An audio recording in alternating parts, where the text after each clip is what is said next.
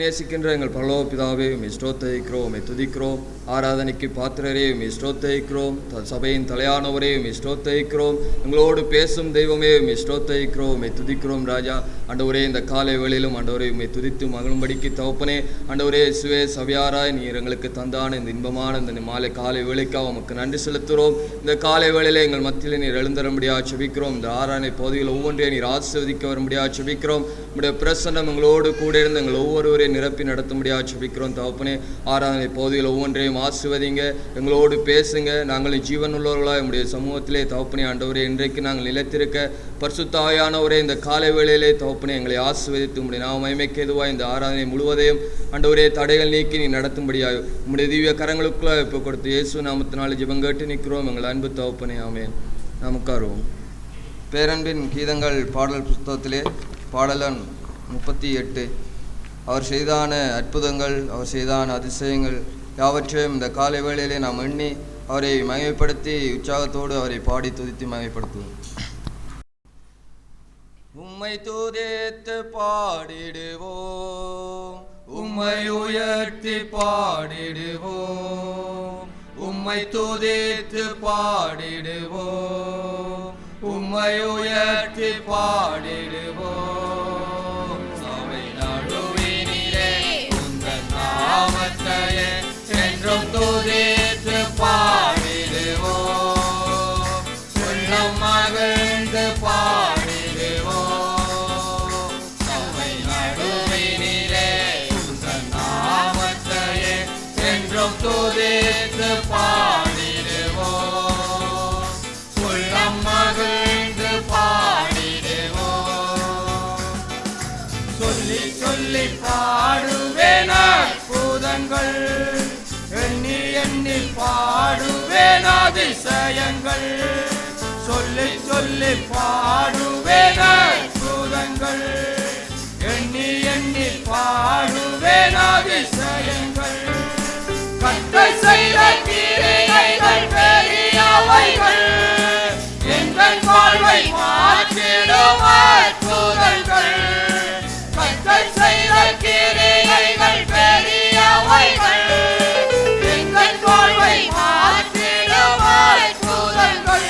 உம்மை துதித்து பாடிடுவோம், உம்மை உயர்த்தி பாடிடுவோம், உம்மை துதித்து பாடிடுவோம், உம்மை உயர்த்தி பாடிடுவோம். எனக்கு ஏனே இல்லையே, தேவ சமூகத்தில் நான் உம்மை இல்லையே. மௌனம் எனக்கு ஏனே இல்லையே, தேவ சமூகத்தில் நான் உம்மை இல்லையே. அன்பரித்து பாடுவேன் அகமகிழ்ந்தே, அன்பரே இன்ப சந்நிதான மதிலே. அன்பரித்து பாடுவேன் அகமகிழ்ந்தே, அன்பரே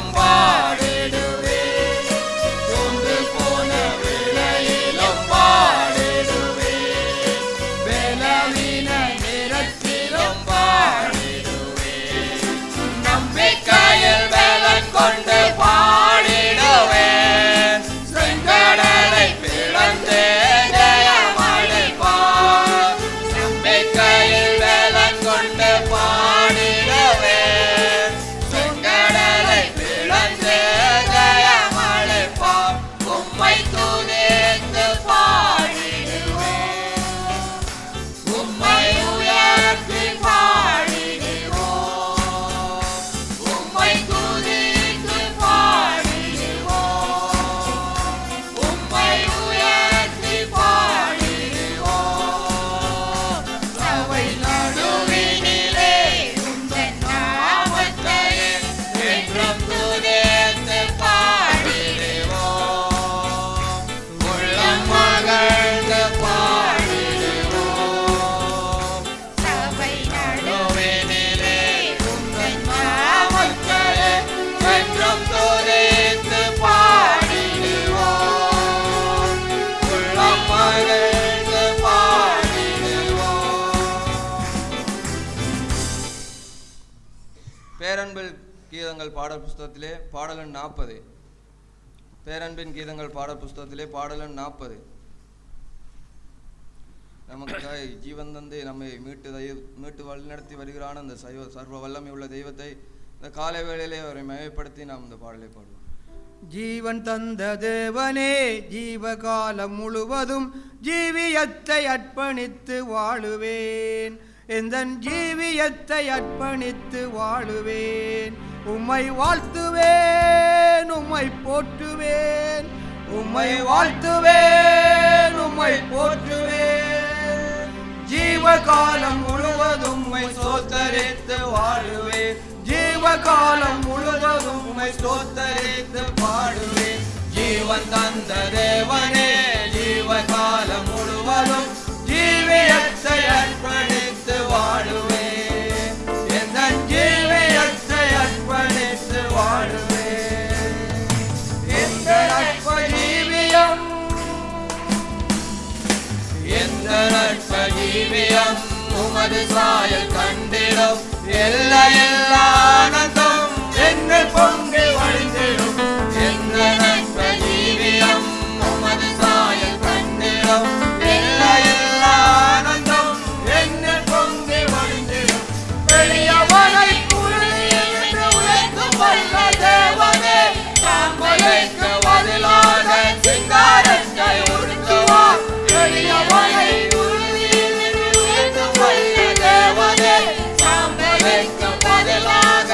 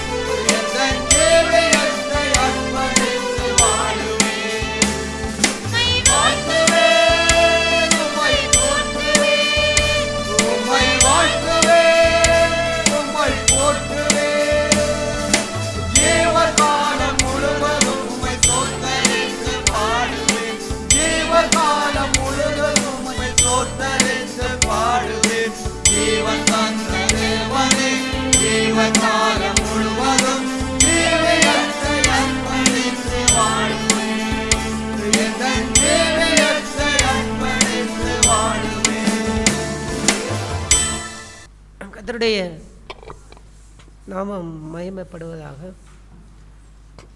மத்தேயு எழுதிய சுவிசேஷம் 23ஆம் அதிகாரம்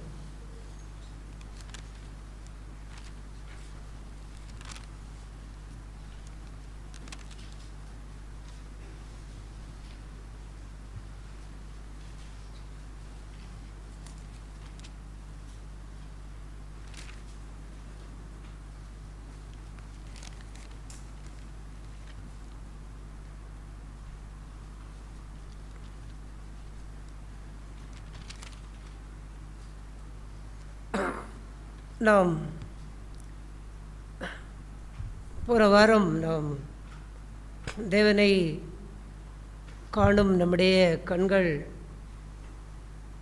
குருடாகி இந்த உலகத்தை காணும் கண்களை சத்ருவானவன் நமக்குள்ளே அதை திறக்க போதும் அவன் ஆயத்தமாயிருக்கின்றான் என்கின்ற காரியத்தை பார்த்தோம். மத்தேயு எழுதிய சுவிசேஷம் 23ஆம் அதிகாரம் 26வது வசனத்தை வாசிப்போம். குருடனான பரிசேயனே, போஜனபான பாத்திரங்களில் வெளிப்புறம் சுத்தமாகும்படி அவைகளின் உட்புறத்தை முதலாவது சுத்தமாக்கு. மாயக்காரராகிய வேதபாரகரே. போதும். ஆண்டவர் இயேசு இந்த காரியங்களிலே அவர் மேலே 24வது வசனத்தை வாசிப்போம். குருடரான வழிகாட்டிகளே, கொசு இல்லாதபடி வடிகட்டி ஒட்டகத்தை விழுங்குறவர்களாய் இருக்கிறீர்கள். 2 அந்த காரியங்களிலே ஆண்டவர் இந்த பரிசேயர்களை பார்த்து குருடரே என்று அவர் அழைத்தார். அவர்கள் குருடர் என்று ஏன் அவர்களை ஆண்டவர் அழைத்தார் என்றால், அவர்கள் காண்கின்றோம் என்று சொல்லிக்கொண்டே குருடராய் இருக்கின்றார்கள் என்று ஆண்டவர் இயேசு சொன்னார்.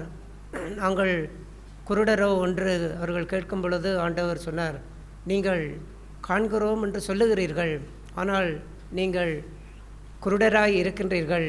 ஏனென்றால் நீங்கள் எதை காண வேண்டுமோ, எதை பார்க்க வேண்டுமோ அதை உங்களால் பார்க்க முடியவில்லை. நீங்கள் எதை அங்கே உங்களால் எதை பார்க்க முடியுமோ அதை மட்டும் நீங்கள் பார்க்கின்றீர்கள். பார்வையிலே 2 காரியங்களை இயேசு அங்கே குறிப்பிட்டார்.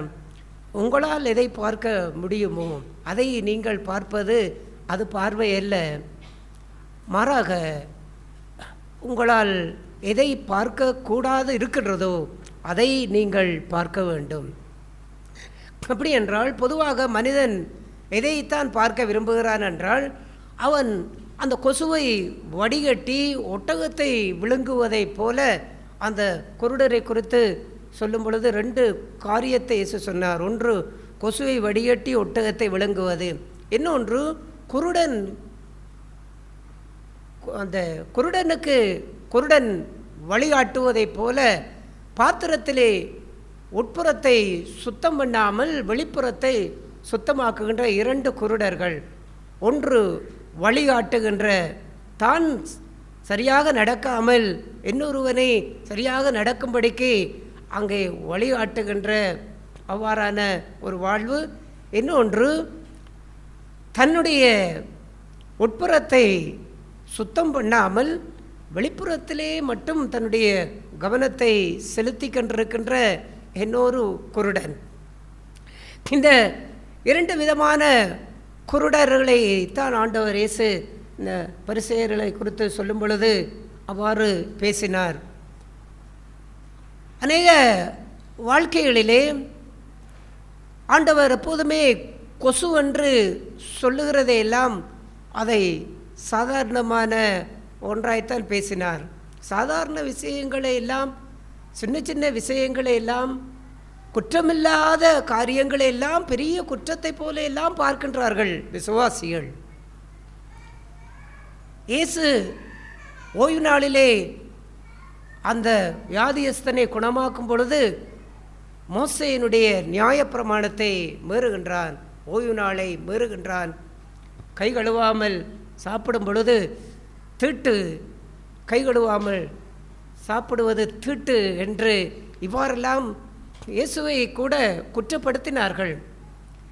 அவர்கள் கை கழுவுவதையும் அவர்கள் ஓய்வு நாளிலே அந்த ஊசியிலே நூலை கூட அவர்கள் இந்த தையல் ஊசியிலே ஒரு நூலை கூட அவர்கள் கோர்க்கக்கூடாது ஓய்வு நாளிலே. ஏனென்றால் அது கூட அந்த கண்ணுக்கு துல்லியமான ஒரு வேலையை கொடுப்பதைப் போல அந்த ஊசியிலே நூல் கூட அவர்கள் கோர்க்கக்கூடாது ஓய்வு நாளிலே. அவ்வாறெல்லாம் கொசுவை போன்று அவ்வாறு காரியங்களை எல்லாம் அவர்கள் துல்லியமாக பார்க்கின்றார்கள். தசமபாகம், பெஞ்சீரம், நற்சீரகம், கடுகு, வெந்தயம், இப்படிப்பட்ட அந்த தானியங்களில் எல்லாம் தசமபாகத்தை எல்லாம் கர்த்தருக்கு 10ல் 1 சரியாக கணக்கு பார்த்து உண்மையாய் நேர்மையாய் சரியாக கணக்கு பார்த்து தசமபாகத்தை எல்லாம் கொடுக்கின்றார்கள். அதையெல்லாம் ஆண்டவர் கொசு என்று சொன்னார். ஏன் அதை கொசு என்றார்? இரக்கத்தின் நிமித்தம் நீங்கள் நடந்து கொள்ள முடியாத வாழ்க்கை, அது எல்லாம் கொசு. ஆண்டவர் சொன்னார், பலியை அல்ல இரக்கத்தைத்தான் விரும்புகின்றேன். அந்த இரக்கத்தினுடைய கருத்தை நீங்கள் கற்றுக்கொள்ளாமல் இருந்தால் நீங்கள் குற்றமில்லாதவர்கள் எல்லாம் குற்றப்படுத்தி கொண்டே வாழ்ந்து கொண்டிருப்பீர்கள். அது பரிசேயனுடைய குருட்டுத்தன்மை. அவன் ஒரு குருடன். அவன் குருடனாக இருக்கின்றபடியினாலே தான் அவன் ஒட்டகத்தை எல்லாம் விழுங்குகின்றான். ஆண்டவர் சொன்னார், ஒட்டகத்தை விழுங்குகிறீர்கள், கொசுவையோ வடிகட்டி கொண்டு இருக்கின்றீர்கள், கொசு உள்ளே போய்விடக்கூடாது என்று அந்த கொசுவை வடிகட்டுகிறீர்கள், ஆனால் ஒட்டகத்தை விழுங்குகிறீர்கள். நீங்கள் அங்கே வெளியிலே மற்றவருடைய பார்வைக்கு எல்லாவற்றிலேயும் நீங்கள் அந்த வெந்தயத்தை கொசுவை போல் இருக்கிற அந்த வெந்தயத்திலே தசமமாக கொடுக்கிறீர்கள். கொசுவை போல அந்த ஊசியிலே நூலை கோத்து விடக்கூடாது என்பதிலே மிக கவனமாக இருக்கிறீர்கள். யாராவது செய்துவிட்டால் அவர்கள் ஓய்வு நாளை மீறிவிட்டார்கள் என்று அவர்களை குற்றப்படுத்துவதற்கு ஏதுவாக அவ்வாறெல்லாம் நீங்கள் கவனமாக இருந்து கொண்டு தேவனுடைய இரக்கத்தை நிமித்தம் மற்றவர்களை குற்றப்படுத்துகிற காரியங்கள், தேவனுடைய இரக்கத்தை நிமித்தம் மற்றவர்களை ஆக்கினைக்குள்ளாய் திருக்கக்கூடாத காரியங்கள், தேவனுடைய இரக்கத்தை நிமித்தம் மற்றவர்களை மன்னிக்கக்கூடிய காரியங்கள், இல்லாவிட்டால் அங்கே மனுஷர் புகழ்ச்சியை தேடுகின்ற காரியங்கள், இதையெல்லாம் உங்களுடைய வாழ்க்கையிலே ஒட்டகத்தை போல விழுங்கி கொண்டிருக்கிறீர்களே. இதையெல்லாம் விழுங்கி கொண்டு இந்த ஒட்டகத்தை விழுங்குகிறீர்கள் என்பதை கூட உங்களால் காண முடியாத அளவுக்கு உங்களுடைய கண் குருடாய் இருக்கின்றது. அந்த குருடைத்தான் ஆண்டவர் சொன்னார். அதாவது கொசு என்பதெல்லாம் இயேசு எதை காண்பித்தார் என்றால், வெளியிலே மனுஷருக்கு முன்பாக நடந்து கொள்ளுகின்ற வாழ்வெல்லாம் கொசு. மற்றவர்கள் நம்மை பார்த்து குற்றம் பிடித்து விடக்கூடாது, மற்றவர்களுக்கு முன்பாக நாம் பிழையாய் இருந்து விடக்கூடாது, மற்றவர்களுடைய பார்வைக்கு நான் நீதியாய் இருக்கக்கூடியவனாய் இருக்க வேண்டும், மற்றவருடைய பார்வைக்கு நான் உண்மை உள்ளவனாய் இருக்க வேண்டும், மற்றவருடைய பார்வைக்கு நான் ஒரு பொறுமை உள்ளவனாய், பொய் சொல்லாதவனாய், நான் அங்கே தீமை செய்யாதவனாய், உலகத்தை நேசியாதவனை போல அடுத்தவருடைய பார்வைக்கு முன்பாக, மனுஷருடைய பார்வைக்கு முன்பாக வாழுகின்ற வாழ்வுக்காக தங்களை சரிபடுத்தி கொண்டு வாழுகின்ற இந்த சகோதர சகோதரிகளை குறித்தும் ஆண்டவர் அதை சொல்லும் பொழுது பரிசேயர்களுக்கு ஒப்பிட்டு பேசக்கூடிய காரியம். நாம் வெளியிலே சாட்சியாய் வாழ வேண்டும் தான், அது உண்மை. ஆனால் அவ்வாறான வாழ்வு முதலாவது எங்கிருந்து ஆரம்பிக்க வேண்டும் என்று ஆண்டவர் சொன்னார். பாத்திரத்தின் உட்புறத்திலிருந்து ஆரம்பியுங்கள். அதை நீங்கள் உட்புறத்தை விட்டுவிட்டு நீங்கள் வெளிப்புறத்தை இப்போது சுத்தமாக்கி கொள்வதற்கு ஏதுவாக உங்களை நல்லவர்களைப் போல நடித்து நாட்டியமாடுகின்ற மாய்மால நிறைந்த வாழ்வை நீங்கள் வெளியிலே அடுத்தவர்களுக்கு முன்பாக அமைதியானவர்களைப் போல, அடுத்தவர்களுக்கு முன்பாக பொறுமையாக இருப்பவர்களைப் போல, அடுத்தவர்களுக்கு முன்பாக மன்னிக்கிறவர்களைப் போல, பொய் சொல்லாதவர்களைப் போல, பணத்திலே உண்மையுள்ளவர்களைப் போல, உலகத்தை நேசிக்காதவர்களைப் போல, எல்லோருக்கும் முன்பாக நேர்த்தியாக மற்றவர்களுக்கு முன்பாக நீங்கள் காட்டுகின்றீர்கள் உங்களை. கொசு, அதெல்லாம் கொசு என்றார். இதெல்லாம் பெரிய நீதியின் கிரியைகள் அல்ல. ஆனால் அது எப்போது கொசுவாக மாறுகிறது என்றால் அது நல்ல கிரியைகள். அடுத்தவர்களுக்கு முன்பாய் நாம் சாட்சியாக இருப்பது, முன்மாதிரியாக இருப்பது நல்ல கிரியைகள். ஆனால் இது எங்கிருந்து வர வேண்டும் என்றால் ஒட்டகத்தை இனம் காண வேண்டும். ஒட்டகத்தை பார்க்க முடியாத அளவுக்கு கண் குருடாக இருந்து கொண்டு இந்த கொசுவை மட்டும் பார்ப்பதற்கு கண் திறந்திருக்குமா இருந்தால் அவனும் இந்த பரிசேயனுடைய கூட்டத்தில் இயேசு சொன்னதை போன்று அந்த வட்டத்துக்குள்ளே தான் அவன் இருக்க முடியும். குருடரான பரிசேயரே, பரிசேயர் என்று ஒரு குழுவை இயேசு ஆரையும் அவர் ஆக்கினைக்குள்ளாய், ஆண்டவர் சொன்னார், நான் ஒருவனையும் ஆக்கினைக்குள்ளாய் தீர்க்கிறதில்லை என்றார். பரிசேயர்கள் என்பது ஒரு மனுஷன் அல்ல, அது ஒரு குழு. அந்த யூத மதத்திலே அவர்களுடைய 4 பெரும் பிரிவுகள் இருக்கின்றது. அந்த 4 பெரும் பிரிவுகளிலே ஒரு பிரிவு பரிசேயர் கூட்டம், ஒரு பிரிவு சதுசேயர் கூட்டம், ஒரு பிரிவு ஏரோதியர் கூட்டம், ஒரு பிரிவு செலோத்தியர் கூட்டம். இப்படி 4 பிரிவு இருக்கின்றது. அந்த 4 பிரிவுகளிலும்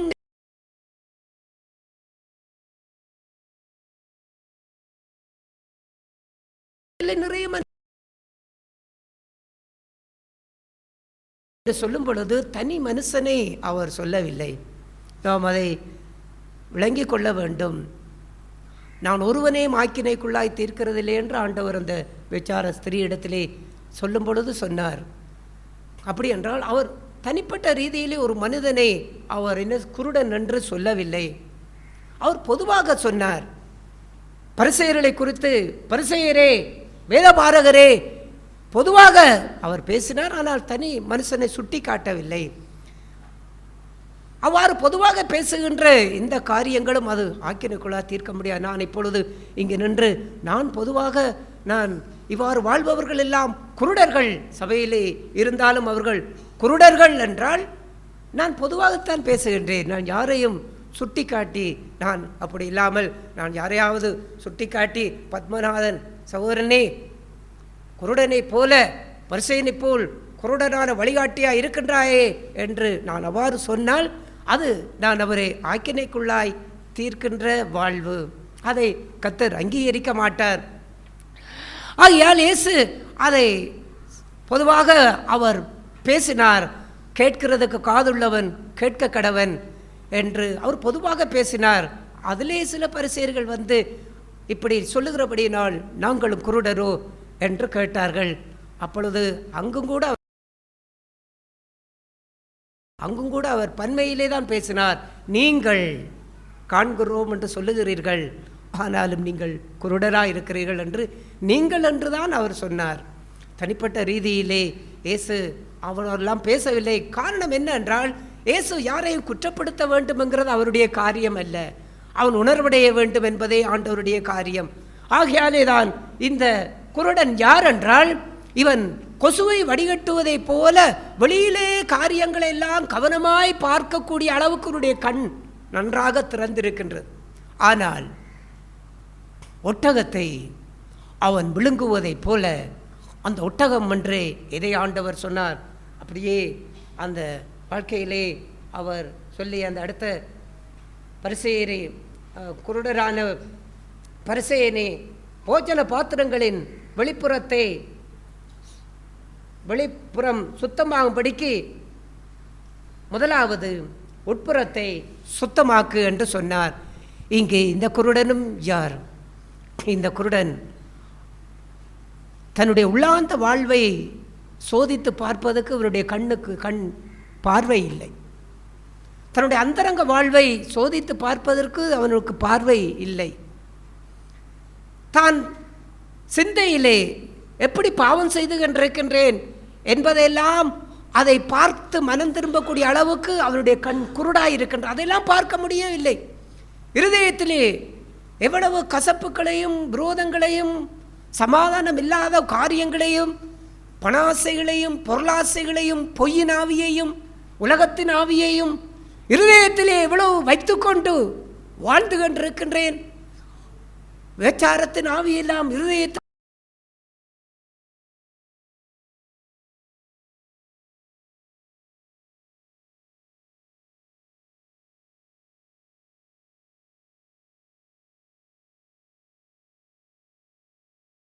பாத்திரத்தின் வெளிப்புறத்தை தான் பார்க்கின்றான், உட்புறத்தை அவன் பார்க்க முடியவில்லை. அவன்தான் குருடன் என்று அங்கே ஆண்டவர் சொன்னார். நீங்கள் கண் தெரிகின்ற ஜனம் பார்வை உள்ளவர்கள் என்றால் நீங்கள் எப்படிப்பட்டவளாக இருக்க வேண்டும்? உள்ளார்ந்த ஜீவியத்தை முதலாவது பாருங்கள், உள்ளார்ந்த வாழ்க்கையை பாருங்கள்.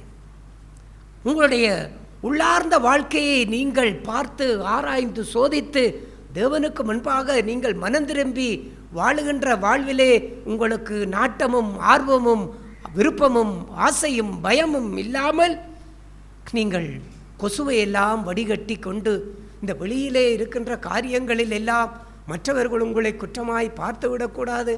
விசுவாசிகள் சபைக்கு போகின்றார், என்ன இப்படி வாழுகின்றார், என்ன இப்படி செய்கின்றார், என்ன இப்படி நடந்து கொள்ளுகின்றார், இவருடைய பழக்க வழக்கம் என்ன இப்படி இருக்கின்றது என்று அடுத்தவர்கள் எல்லாம் சொல்லிவிடக்கூடாது என்று அப்படியெல்லாம் இந்த வெளிப்புறத்தே போதும் சுத்தம் பண்ணி அதிலே கவனம் செலுத்தி கொண்டு இங்கே பாத்திரத்தின் உட்புறம் எப்படி இருக்கின்றது, அது எவ்வளவு அசுத்தங்களால் நிறைந்திருக்கின்றது.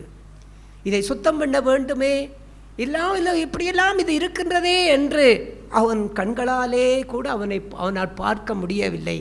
அவன்தான் குருடன். விசுவாசிகளாக இருக்கின்ற நாம் எத்தனை பேர் குருடராக இருக்கின்றோம்? எத்தனை சகோதர சகோதரிகள் நீங்கள் பாத்திரத்தின் வெளிப்புறத்தை சுத்தமாக்குவதிலே உங்களுடைய கண்கள் திறந்திருக்கின்றது? பாத்திரத்தின் உட்புறம் அது எப்படி இருக்கின்றது? யார் நொறுங்குண்ட மனுஷன்? நொறுங்குண்டவன் தேவனுக்கு முன்பாக நொறுங்குண்டவன் யார் என்றால் பாத்திரத்தின் இந்த உட்புறத்தை காணும்படிக்கு அவனுடைய கண்கள் திறந்திருக்கின்றதே, நல்ல பார்வையுடையவனாய் இருக்கின்றானே, அவன் தன்னுடைய உள்ளார்ந்த ஜீவியத்தை பார்க்கும் பொழுது என்ன சொல்லுவான்? அப்போஸ்தலனாகிய பவுல் ரோமேயருக்கு எழுதின நிருபம் 7ஆம் அதிகாரம் 24வது வசனத்தை வாசிப்போம். நிர்பந்தமான மனுஷன் நான், இந்த மரண சரீரத்தினின்று யார் என்னை விடுதலையாக்குவார்? அவன் தேவனிடத்திலே அவன் சும்மா எல்லாம் என்னை விடுதலையாக்கும் ஆண்டவரே என்று சொல்ல மாட்டான். அவனுடைய கதறல், அவனுடைய கூக்குரல், அவனுடைய வியாகுலம், அவனுடைய வேதனை, அவனுடைய அங்கலாய்ப்பு எப்படி இருக்குமென்றால், நிர்பந்தமான மனுஷன் நான். பவுல் அப்போஸ்தலர் ஒன்றும் அவர் வெளியிலே எல்லாம் அவர் அங்கே வெளிப்படையாய் அவர் பாவம் செய்யாமல் அங்கே தூய்மையாய் இருந்து கொண்டு சரியாக இருந்து கொண்டு இல்லாவிட்டால் அதிலே தவறி பாவம் செய்து பின்மாற்றத்துக்குள்ளே போய் அவர் வந்து நான் நிர்பந்தமான மனுஷன் என்று அவர் சொல்லவில்லை. அவர் சொன்னார், என்னிடத்தில் ஒரு குற்றத்தை நான் காணவில்லை, ஆனாலும் நான் நீதிமான் ஆகிறதில்லை என்று சொன்னார். இவ்வாறு தன்னுடைய வாழ்க்கையிலே ஒரு குற்றத்தையுமே அவர் செய்யாமல் வாழ்கின்ற அந்த வாழ்விலே இருந்து கொண்டும் அவர் தான் நிர்பந்தமான மனுஷன் என்று ஏன் சொன்னார்? யார் சொல்ல முடியும்? தன்னுடைய உள்ளார்ந்த வாழ்விலே பாத்திரத்தின் உட்புறத்திலே தான் பொல்லாத சிந்தனைகளை வைத்திருந்தால் அதை ஆண்டவர் இயேசு லூக்கா எழுதின சுவிசேஷத்திலே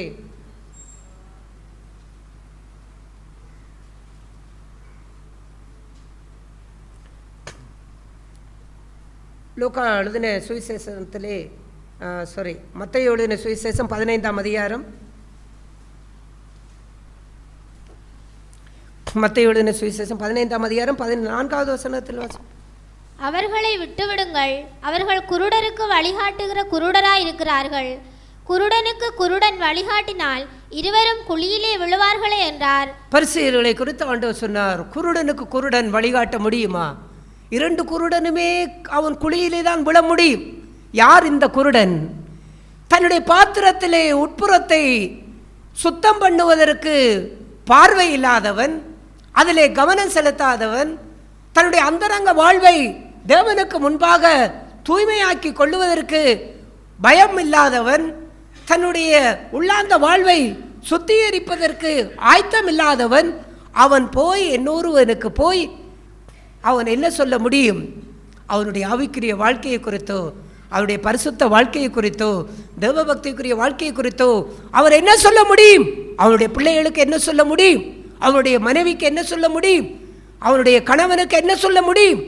இப்படியெல்லாம் நடக்காதீங்கள், இப்படியெல்லாம் இருக்கக்கூடாது, கர்த்தருக்கு பயப்பட வேண்டும், கடவுளுக்கு கீழ்ப்படிய வேண்டும், பாவத்தை செய்யக்கூடாது, தீமையை செய்யக்கூடாது என்று அவர்களுக்கு சொன்னால் அவர்கள் யார்? குருடனுக்கு வழிகாட்டுகிற குருடன். அவன் இருவனுமே குழியிலே விழுவார்கள். அவனும் விழுவான், அவருடைய பிள்ளைகளும் விழுவார்கள். அந்த சபையில் உள்ள மூப்பனும் விழுவான், அந்த சபையில் உள்ள விசுவாசிகளும் விழுவார்கள். ஏன்? மூப்பனே குருடனாய் இருக்கின்றான். அவனே அந்தரங்க வாழ்விலே தன்னை சோதித்து ஆராய்ந்து தேவனுக்கு முன்பாக நிற்க மனதில்லாதவன். அவன் போய் விசுவாசிகளை பார்த்து, நீங்கள் பாத்திரத்தின் உட்புறத்தை சுத்தம் பண்ணுங்கள் என்றாள். யார் யாரை சுத்தம் பண்ணுவது? இருவரும் குருடர், இருவரும் அவர்கள் ஒரே குட்டையிலே ஊறின மட்டைகள் என்பதை போல அங்கே ஊறிக்கண்டே கிடப்பார்கள். அங்கு அவர்களுடைய இருதயமும் பாத்திரத்தின் உட்புறம் சுத்தம் இல்லாமல் இருக்கும், இவருடைய இருதயமும் சுத்தம் இல்லாமல் இருக்க முடியும். யார் யாரை குணப்படுத்த முடியும்? ஆகையால் அவர்களை விட்டுவிடுங்கள் என்றார் ஆண்டவர். குருடரை விட்டுவிடுங்கள், அவர்களால் எதுவும் நடக்கப் போகிறதில்லை. பாத்திரத்தின் உட்புறத்தை நாம் சுத்தம் செய்யாமல் வாழ்ந்தால் நம்மை குறித்து ஆண்டவர் சொல்லுவார், இவரை விட்டுவிடுங்கள். ஏன்? இவனால் ஒன்றும் நடக்கப் போகின்றதில்லை, இவர்களால் எந்த ரட்சிப்பும் வரப்போகிறதில்லை, இவர்களால் எந்த எழுப்புதலும் வரப்போகிறதில்லை, இவர்களால் எந்த மாற்றமும் வரப்போகிறதில்லை. ஒரு பெற்றோராக இருக்கக்கூடிய நம்மை பார்த்து ஆண்டவர் சொல்லுகிறார், இவனை விட்டுவிடு, இவனை விட்டுவிடு. ஏன்? இவனால் இந்த பிள்ளையை திருத்த முடியாது. ஏனென்றால் இவன் குருடனான், இவன் பாத்திரத்தின் உட்புறத்தை சுத்தம் பண்ணவில்லை. இவன் குருடனை போல வெளிப்புறத்திலே கவனம் செலுத்துவதை போலதான் அவனுடைய பிள்ளையும் வெளிப்புறத்திலே கவனம் செலுத்துகின்றது. அது என்ன செய்யும்? ஆக்கள் பார்க்கும் பொழுது நல்லா நடக்கும், ஆக்கள் பார்க்கவில்லை என்றால் பாவத்தை செய்யும். இவனும் ஆக்கள் பார்க்கும்போது நன்றாக இருக்கின்றான், ஆக்கள் பார்க்கவில்லை என்றால் பாவத்தை செய்கின்றான். அப்படிப்பட்ட குருடன் யாருக்கு ஆண்டவர் ஒப்பிட்டார்? நரகாக்கினைக்குரியவர்கள். ஏனென்றால் அவர்கள் தேவனுடைய ராஜ்யத்துக்கு உகந்தவர்கள் அல்ல. ஆகையால் நீ பார்வையடைந்தவனாய் இருக்க வேண்டும் என்று ஆண்டவர் இதை சொன்னார். அந்த நாம் வாசித்த அந்த மத்தேயு எழுதிய சுவிசேஷத்திலே அந்த 15ஆம் அதிகாரத்திலே 16வது வசனத்தில் வாசிப்போம். அதற்கு இயேசு 19வது வசனம், எப்படியெனில் இருதயத்திலிருந்து பொல்லாத சிந்தனைகளும் கொலைபாதகங்களும் விபச்சாரங்களும் வேசித்தனங்களும் களவுகளும் பொய்ச்சாட்சிகளும் தூஷணங்களும் புறப்பட்டு வரும், இவைகளே மனுஷனை தீட்டுப்படுத்தும். கை கழுவாமல் சாப்பிடுகிறது மனுஷனை தீட்டுப்படுத்தாது என்றார். ஆண்டவர் தீட்டு தீட்டு தீட்டு என்று அவர்கள் கை கழுவாமல் சாப்பிட்டதை தீட்டு என்று சொல்லிக்கொண்டே இருந்தார்கள். இயேசு சொன்னார், எது தீட்டு, எது மனுஷனை தீட்டுப்படுத்துகின்றது?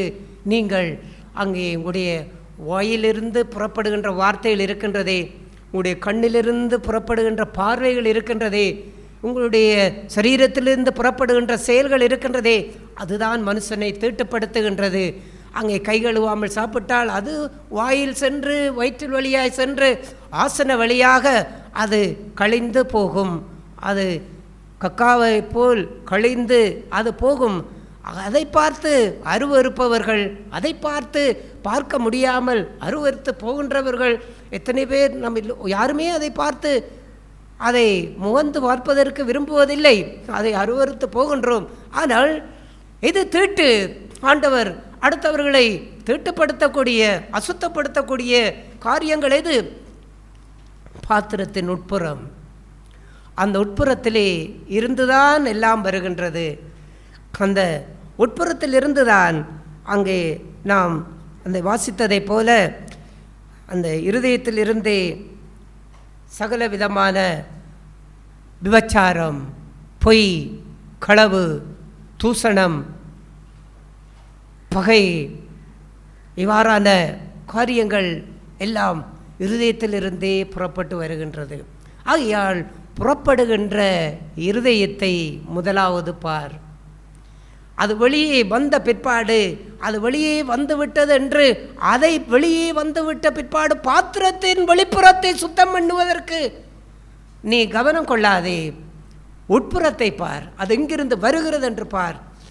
என்னதான் வெளிப்புறத்தை சுத்தமாக்கி சுத்தமாக்கி சுத்தமாக்கி சபையிலே நாம் 70 வயது 80 வயது வரைக்கும் சபையிலே நாம் இருக்கலாம் என்று வைத்துக்கொள்ளுங்கள்.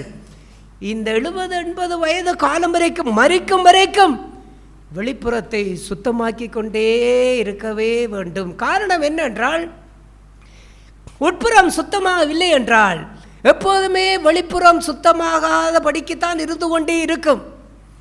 அதிலே தான் முழு கவனத்தை செலுத்தி செலுத்தி செலுத்தி கொண்டே இருக்க முடியும். ஆகையால் உட்புறத்தை முதலாவது சுத்தம் பண்ணு. இருதயத்திலே கசப்பை வைத்திருக்காதே, இருதயத்திலே விபச்சாரம் செய்யாதே, இருதயத்திலே பொருளாசை வைத்திருக்காதே, இருதயத்திலே பொய்யினாவியை வைத்திருக்காதே, இருதயத்திலே விரோதங்களை வைத்திருக்காதே, பொல்லாத சிந்தனைகளை, அடுத்தவளை குறித்து பொல்லாத சிந்தனைகளை இருதயத்திலே வைத்திருக்காதே. வெளியிலே பார்த்து சிரித்து விட்டு போவோம், ஆனால் அதே மனுஷனை குறித்து இருதயத்திலே பொல்லாத சிந்தனை, கசப்பான சிந்தனை எங்கிருந்து புறப்படுகின்றது? இருதயத்திலிருந்து புறப்படுகின்றது. இது எல்லாம் இருதயத்திலிருந்து புறப்படுகிறதே. ஆண்டவரே, இதிலிருந்து என்னை ரட்சியும், இதிலிருந்து என்னை விடுவியும். இதையெல்லாம் அவனுடைய கண்கள் காணும் பொழுது இத்தனை கேவலமான, இத்தனை அசுத்தமான ஒரு இழிவான மனுஷனாய் நான் இருக்கின்றேனே என்று அவன் புலம்பும் பொழுதுதான் அப்போஸ்தலனாகிய பவுல் சொல்லுவது, நிர்பந்தமான மனுஷன், இந்த மரண சரீரத்திலிருந்து யார் என்னை விடுதலையாக்க முடியும்? பாவத்தின் சம்பளம் மரணம். பாவத்தை அவர் வெளியிலே செய்யவில்லை. ஆனால் பாத்திரத்தின் உட்புறம் சுத்தமாகாமல் இருந்தால் அது இன்னும் மரணத்துக்குரிய பாவம்தான் என்பதை அப்போஸ்தலனாகிய பவுல் தன்னுடைய நிர்பந்த நிலையை உணர்ந்திருந்தார். அது கூட தன்னை மரணத்துக்கு கொண்டு போகின்றது. ஒரு ஸ்திரியை இச்சையோடு பார்த்து இருதயத்திலே விபச்சாரம் செய்கின்ற அந்த வாழ்விலே, நான் வெளியிலே விபச்சாரம் செய்யவில்லை, நான் வெளியிலே அசுத்தமாய் நடக்கவில்லை, வெளியிலே இச்சிக்கிறவனை போல எல்லாம் நான் நடந்து கொள்ளவில்லை, ஆனால் என்ன செய்கின்றேன்? ஒரு ஸ்திரீயை பார்த்த உடனே, ஒரு புருஷனை பார்த்த உடனே அந்த இருதயத்திலே ஒரு தகாத சிந்தையிலே தகாத சிந்தை, இருதயத்திலே ஒரு தகாத எண்ணங்கள் உருவாகின்றதே, வருகின்றதே. இது எல்லாம் மரணத்துக்கு என்னை கொண்டு போகும் என்று எத்தனை சகோதர சகோதரிகள் பாத்திரத்தின் உட்புறத்தை காணும்படிக்கு கண்கள் தெளிவாக இருக்கின்றது. எத்தனை பேரை இச்சித்தாலும் அதை குறித்தெல்லாம் ஒரு பொருட்டே இல்லை. மொபைலில், போனிலே எத்தனை அருவருப்பான, அசுத்தமான, பார்க்கக்கூடாத காட்சிகளை, எத்தனை காட்சிகளைத்தான் பார்த்தாலும் அது எல்லாம் யாரும் பார்க்கவில்லை. பாத்திரத்தின் உட்புறம் அது எல்லாம் யாரும் பார்க்கக்கூடாத அளவுக்கு எல்லாம் இருக்கின்றது. ஆனால் அதையெல்லாம் நோக்கக்கூடிய அளவுக்கு இதெல்லாம் நான் பாவம் செய்கின்றேனே, இப்படியெல்லாம் நான் பாவம் செய்கின்றேனே, ஏன் ஒருவரை பார்த்தவுடன் எனக்கு தகாத சிந்தை ஏன் வர வேண்டும்? அந்த நிலையை நோக்குகின்றவன், தன்னுடைய சிந்தை வாழ்விலே அதை நோக்குகின்றவன் ஆண்டவருக்கு முன்பாய் அவன் எப்படி நிற்பான்? ஆண்டவரே, இந்த மரண சரீரத்தில் என்று என்னை விடுதலை ஆக்கும். ஏன் இப்போது எனக்கு எழும்புகின்ற இந்த சிந்தனை மரணத்துக்குரிய பாவம், இது மரணத்துக்கு என்னை கொண்டு போகும். ஏனென்றால் இருதயத்திற்குள்ளே இருந்தே இதையெல்லாம் வருகின்றது. ஆகையால் சுத்தம் பண்ண வேண்டிய வாழ்வு பாத்திரத்தின் உட்புறம், உள்ளார்ந்த வாழ்வு, உள்ளார்ந்த ஜீவியம். யாருக்காக வாழ்கின்றோம்? நீங்கள் யாருக்காக வாழ்கின்றீர்கள்? உங்கள் மனைவிக்காக, கணவனுக்காகவா, விசுவாசிகளுக்காகவா, யாருக்காக? பிள்ளைகளுக்காகவா? தேவனுக்காக.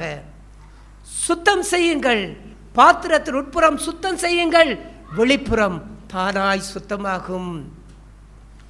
சிந்தையிலே தகாத சிந்தை அதை ஆக்கினைக்குள்ளாய் தீர்க்கும்படிக்கு அந்த சிந்தைகள் வரும்போதெல்லாம் போராடுங்கள். நிர்பந்தமான மனுஷன் நான்.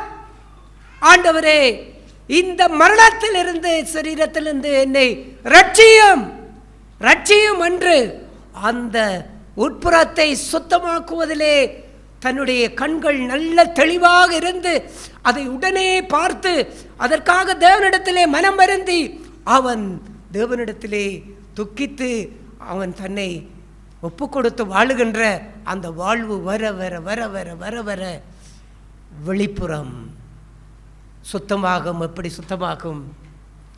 வெளிப்புறத்திலே தன்னுடைய மனைவியை தவிர எந்த சகோதரிகளையோ, தன்னுடைய கணவனை தவிர எந்த சகோதரர்களையோ, எந்த மனுஷனையோ அவர்கள் தகாத எண்ணங்களோடு சிந்தனைகளோடு பார்க்கக்கூடிய அந்த பார்வையிலிருந்து ஓய்வு பெறுவார்கள்.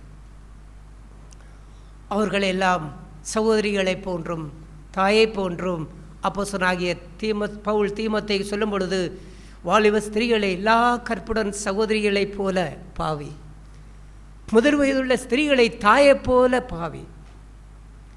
அது வாலிப ஸ்திரீகளாக இருக்கலாம், வாலிப ஸ்திரீகளாக இருக்கலாம். இதையெல்லாம் பாத்திரத்தின் வெளிப்புறம் இப்படியெல்லாம் சுத்தமாகி, என்னுடைய பார்வை இப்படியெல்லாம் சுத்தமாகி அவர்களெல்லாம் இப்படி பார்க்க வேண்டுமாக இருந்தால் நான் என்ன செய்ய முடியும்? என்னை உட்புறம் சுத்தமாக வேண்டும், சிந்தை சுத்தமாக வேண்டும். எந்த சகோதரிகளையும் அன்பு செய்யுங்கள் என்றால் வெளிப்புறத்தை சுத்தமாக்க வேண்டும் என்று அவர்களோடு அன்பாய் பேசுவதை போல் பேசுகின்றோம், அவர்களோடு ஐக்கியமாய் இருப்பதை போல் ஒன்றாகின்றோம். ஆனால் இருதயத்திலே அவர்களை குறித்து பொல்லாத சிந்தனைகள், கசப்பு உள்ளத்தில் இருக்கின்றதே. இதை யார் காண முடியும்? யார் பார்க்க முடியும்? அவன் இப்பொழுது வெளியிலே எப்படி அவர்களோடு அன்பாய் பேசினேன் என்பதையிலே அவனுக்கு திருப்தி இருக்காது. அவனுடைய நிர்பந்தம் இல்லாமல் எப்படி இருக்கும் என்றால், ஆண்டவரே, இருதயத்திலே இந்த சகோதரியை குறித்து நான் இப்படிப்பட்ட மனநிலையில் இருக்கின்றேன், ஏன் எனக்கு இப்படி வர வேண்டும்? ஏன் எனக்கு இவர்களை குறித்து இப்படிப்பட்ட எண்ணம் என்னுடைய இருதயத்தில் ஏன் இருக்க வேண்டும்? ஏன் இப்படிப்பட்ட சிந்தனை எனக்கு இருக்க வேண்டும்? வேண்டாம் ஆண்டவரே. பொருள் காரியம், பண விஷயம், பொய்யினாவி, எல்லா காரியங்களும் நாம் நடந்து கொள்ளுகின்ற ஒவ்வொரு பழக்க வழக்கங்கள், நம்முடைய பேச்சுக்கள், நடைமுறைகள், செயல்பாடுகள் எல்லாம் மனுஷனுக்கு முன்பாக கொசுவை போல நான் வடிகட்டுகின்ற அந்த வாழ்வுக்கு ஏதுவாக துல்லியமான பார்வை. கொசுவை வடிகட்டுவதென்றால் சும்மா பார்க்க முடியுமா? அதுவே கொசு, அதுவே ஒரு சிறிய அந்த அங்கே பார்க்கக்கூடாத அளவுக்கு இருக்கும், அந்த அளவுக்கு கொசு. என்னுடைய கண் பார்வைக்கெல்லாம் கொசுவை பார்க்க முடியுமோ எனக்கு தெரியவில்லை. என்னுடைய சரீர பிரகாரமான கண் பார்வை எனக்கு குறைவு. கொசுவை என்னால் பார்க்க முடியுமா என்பது சந்தேகம். நுழம்பை கூட பார்ப்பது கொஞ்சம் கஷ்டமாக தான் இருக்கின்றது. ஆனால் இந்த வாழ்விலே பாருங்கள், கொசுவை வடிகட்டுற அளவுக்கு அவனுடைய பார்வை நல்ல துல்லியமாக இருக்கின்றது. இது என்ன அர்த்தம்? யாரும் தான் தவறு செய்வதை யாருக்கும் காட்டிவிடக்கூடாது. தான் ஒரு விசுவாசியாக இருக்கின்றதை யாரும் தவறாக எண்ணிவிடக்கூடாது என்கின்ற அளவுக்கு துல்லியமாக பார்க்கின்றார்கள். மனுஷர் மத்தியிலே வாழ்வதற்கு துல்லியமாக பார்க்கின்றார்கள். இடத்தை பார்க்கின்றார்கள், சூழ்நிலையை பார்க்கின்றார்கள், சந்தர்ப்பங்களை பார்க்கின்றார்கள், மனிதர்களை பார்க்கின்றார்கள். துல்லியமாக பார்த்து கொண்டு கொசுவை பிழைவிடாதபடிக்கு கொசுவை வடிகட்டி விடுகிறார்கள். பொய் சொல்லாதபடிக்கு கொசுவை வடிகட்டி விடுகிறார்கள். ஆனால் ஒட்டகம், இந்த பெரிய ஒட்டகம் அங்கே வாய்க்குள்ளே போனால் எந்த மனுஷனுக்கும் தெரியாமல் இருக்குமா? ஒட்டகத்தை பார்த்தாலே அது எத்தனை தூரத்தில் நின்றாலே ஒட்டகம் தெரிந்து விடும். அந்த ஒட்டகம் கூட இவனுக்கு தெரியவில்லையே. இருதயத்திலே இதையெல்லாம் பாவங்களை வைத்துக்கொண்டு, இப்படியான காரியங்களெல்லாம் வைத்துக்கொண்டு அங்கே எப்படி கர்த்தரை ஆராதிக்க முடியும்? எப்படி கர்த்தரை தொழுது கொள்ள முடியும்? கர்த்தரை எப்படி சேவிக்க முடியும்? ஆகையால் நம்முடைய வாழ்விலே சுத்தம் தேவைப்படுகிற இடம் இருதயம். நிர்பந்தமான மனுஷன் என்று நாள்தோறும் தங்களுடைய வாழ்விலே மார்பிலே அடிக்கக்கூடியவர்கள், துயரப்பட்டு துக்கித்து அழக்கூடியவர்கள், சஞ்சலத்தினாலும் வேதனையினாலும் நிறைந்திருக்கக்கூடியவர்கள், துயரமே அவருடைய வாழ்வாக மாறுகின்ற அந்த வாழ்வுக்குள்ளாக நீங்கள் தேவனுடைய சமூகத்திலே துக்கித்து துயரப்பட்டு அழுங்கள் என்று சொல்லுவதைப் போல அவ்வாறு வாழ்கின்ற சகோதர சகோதரிகள் யார்? நிர்பந்தமான மனுஷன். ஒவ்வொரு நாளும் தன்னுடைய வாழ்விலே நிர்பந்தமான மனுஷன். ஒவ்வொரு நாளும் தன்னுடைய கண்களின் பார்வையிலே நிர்பந்தமான மனுஷன். அவனுடைய வாயிலிருந்து புறப்படுகின்ற வார்த்தைகளிலே, அவனுடைய செய்கைகளிலே நிர்பந்தமான மனுஷன். ஏன்? என்னுடைய இருதயத்திலே கூட இது மரணத்தை கொண்டு வருகின்றது. அந்த அளவுக்கு நாம் பார்வையுடைய ஜனங்களாய் இருக்கின்றோமா? இல்லாவிட்டால் இந்த உள்ளார்ந்த வாழ்வெல்லாம் சோதித்து அறிவதற்கே மனதற்ற வாழ்விலே குருடரை போல வாழ்ந்து இருக்கின்றோமா? அந்த ரேசு அந்த மத்தேயு எழுதிய சுவிசேஷத்திலே கூட அவர் அதை பேசிக்கொண்டு வரும்பொழுது 33வது வசனத்தை வாசிப்போம். அதற்கு அவருடைய சீசர்கள் மத்தேயு எழுதின சுவிசேஷம் 23ஆம் அதிகாரம் 23வது வசனம். மாயக்காரராகிய வேதபாரகரே, சாரி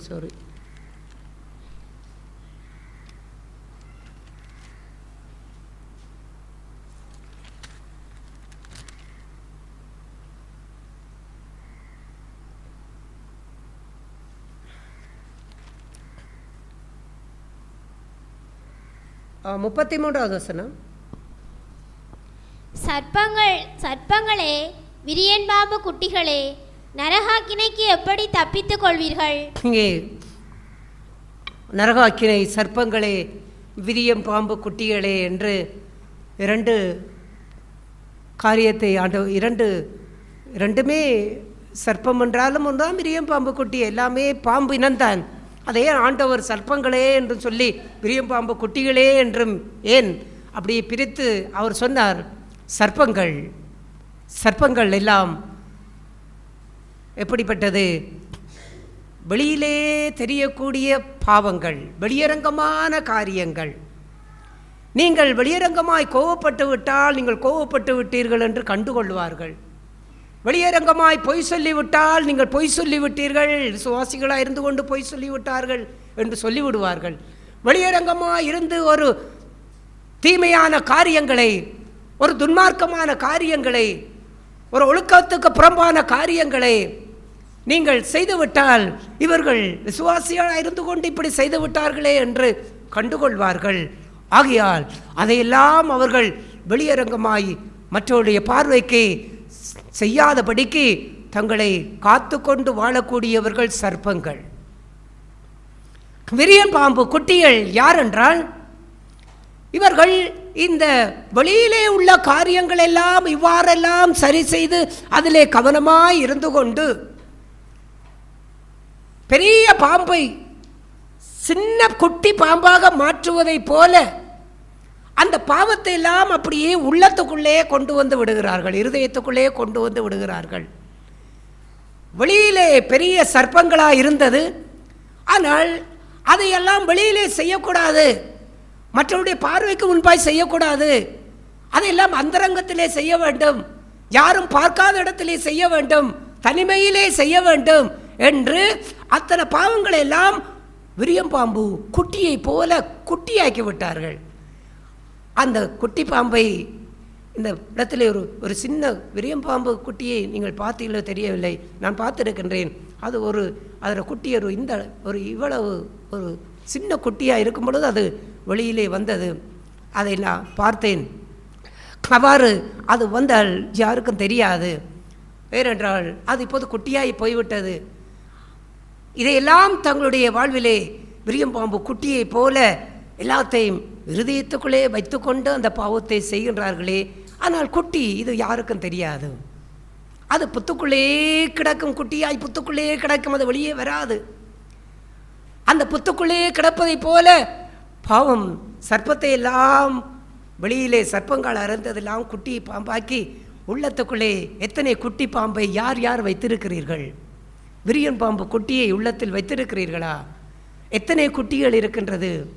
விரியன் பாம்பு குட்டிகளே, இதே வார்த்தையை யோவாஸ்நானகனும் சொன்னார். ஞானஸ்நானம் பெற வந்தவர்களை விரியன் பாம்பு குட்டிகளே, வெளியிலே ஆபிரகாம் பிள்ளை என்று சொல்லுவதைப் போல, தேவனுடைய பிள்ளைகள் என்று சொல்லுவதைப் போல வெளியிலே நல்லா இருக்கின்றீர்கள். ஆனால் உள்ளத்திலே மனம் திரும்பவில்லை. பாவத்தை இருதயத்துக்குள்ளே வைத்திருக்கிறீர்கள், தீமையை சிந்தைக்குள்ளே வைத்திருக்கிறீர்கள். வெளியிலே மறைத்து உள்ளத்துக்குள்ளே வைத்துக்கொண்டு ஞானஸ்நானம் பெற வருகின்றீர்களா? நீங்கள் பாம்பை குட்டியாக்கி விட்டால் நீங்கள் தப்பித்துக் கொள்ளலாம் என்று நினைக்கின்றீர்களா? பாம்பு பெரிய சர்ப்பமும் விஷந்தான், குட்டி பாம்பும் விஷந்தான். நீங்கள் இருதயத்திலே வைத்திருந்தாலும் அந்த குட்டி பாம்பு கடித்தாலும் மரணம்தான். பெரிய பாம்பு கடித்தால்தான் மரணம் அல்ல. பெரிய வெளியிலே பாவத்தை செய்தால்தான் பாவம் அல்ல. இருதயத்திலே பாவம் செய்தாலும் மரணம்தான். அதை ஆண்டவர் சொன்னார். விரியம் பாம்புகளே, அங்கே குட்டிகளே, விரியன் சர்ப்பங்களே, விரியன் பாம்பு குட்டிகளே என்று அவ்வாறு பேசின ஆண்டவர் நரக ஆக்கினைக்கு எப்படி தப்பித்து கொள்ளுவீர்கள்?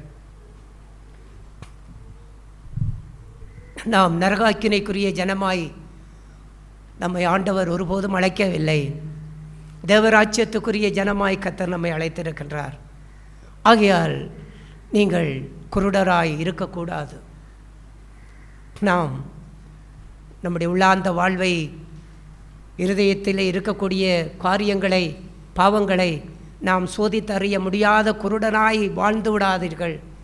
யாரும் வாழ்ந்து விடாதீர்கள். தேவனிடத்திலே வெளிச்சம் பெறுங்கள். உங்களுடைய சிந்தை, அந்தரங்கம், இருதயத்திலே இருந்து புறப்படக்கூடிய அப்படிப்பட்ட பாவமான காரியங்கள் எல்லாம் இருதயத்திலே அது ஆக்கினைக்குள்ளாய் தீர்க்கப்பட வேண்டும்.